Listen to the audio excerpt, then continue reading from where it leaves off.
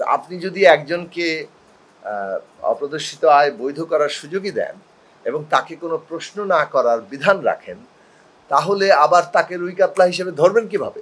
যারা বৈধ আয় করেন, যারা নিয়ম মানেন, যারা নিয়ম মেনে আয় করেন এবং কর দেন, তাদের সর্বোচ্চ কর সীমা দেখানো হয়েছে 30%। সেটা 25 থেকে 30% বাড়ানো হয়েছে এবং সেই প্রদেয় করের উপরে আবার সারচার্জ আসবে। আর যারা নানাভাবে অবৈধ পন্থায় আয় করছেন তাদের উপরে 15%।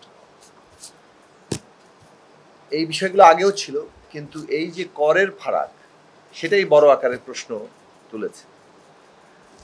এর জবাবে প্রধানমন্ত্রী বলেছেন যে দুর্নীতিবাজদের ধরার জন্য তিনি টোপ দিয়েছেন, যাতে সেই টোপে দুর্নীতিবাজরা ধরা পড়ে।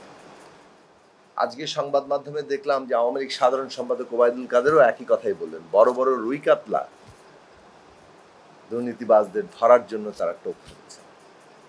কিন্তু দেখুন, কথাটা কত হাস্যকর, কথাটা স্ববিরোধী।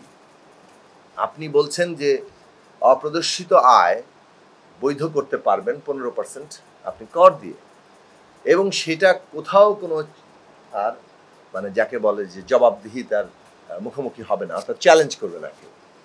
তো আপনি যদি একজনকে অপ্রদর্শিত আয় বৈধ করার সুযোগই দেন এবং তাকে কোনো প্রশ্ন না করার বিধান রাখেন, তাহলে আবার তাকে রুই কাতলা হিসেবে ধরবেন কিভাবে? এক মুখে আপনি বলছেন যে তাকে কোনো প্রশ্ন করা হবে না এবং এটা বৈধ করার সুযোগ থাকছে, আরেক মুখে বলছেন যে তুমি কিন্তু আসলেই তোমাকে ধরা হবে, কারণ এটা একটা টোপ এবং এটা রুই কাতলা ধরার উদ্দেশ্যে তারা এটা করছে। এই যে প্রচণ্ড স্ববিরোধী এবং একটা হাস্যকর কথা আজকে খোদ মানে সরকারের সর্বোচ্চ পর্যায় থেকে বলা হচ্ছে, এইটা বাংলাদেশের মানুষ বোঝে। আসলে তারা নানাভাবে মানুষকে বিভ্রান্ত করতে চান, সেটাও একটা বিষয়। মূল বিষয়টা যেটা হচ্ছে যে অর্থনীতি একটা সংকটের মধ্যে আছে এবং এই সংকটের দায়টা তাদের।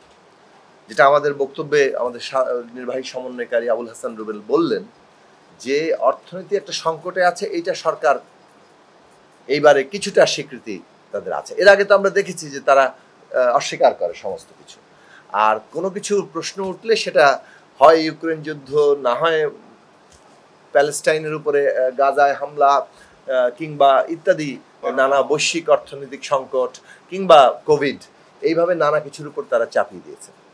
কিন্তু বাংলাদেশে আন্তর্জাতিক প্রভাবের বাইরে যে অভ্যন্তরীণ ঘটনাগুলো আছে, সেগুলোর প্রভাবে আমাদের বাজেট, যে আমাদের অর্থনীতি যে একটা সংকটের মধ্যে, সেই বিষয়গুলো তারা ডিনায়ালে সবসময় ছিলেন।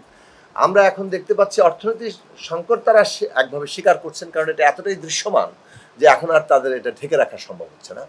কিন্তু এখনো পর্যন্ত যে যে কারণে, অভ্যন্তরীণ কারণে এই সংকটের খাদের কিনারায় আমরা আসলাম, সেটা তারা অস্বীকার করে যাচ্ছে, এবং সেটাই আসলে বাজেটে তারই একটা প্রতিফলন আমরা দেখব। মানে বাজেট মানে কি, যেটা হচ্ছে আয় এবং ব্যয়ের একটা হিসাব, তো কিন্তু কোন খাত থেকে আয় হবে, কোন খাতে ব্যয় হবে, এইটার মধ্যে দিয়ে সরকারের নীতিগুলো প্রকাশিত হয়। তো এই যে নীতি যদি আপনি তাকান, তাহলে দেখবেন যে অর্থনৈতিক সংকটের যে বড় কারণ বাংলাদেশের অভ্যন্তরে, সেটাকে একইভাবে শুধু ডিনায়াল না, ওইটার কোনো রকম সমাধান নাই, উল্টো সেগুলো যাতে আরো বর্ধিত আকারেই চলে তার ব্যবস্থা করা হয়েছে।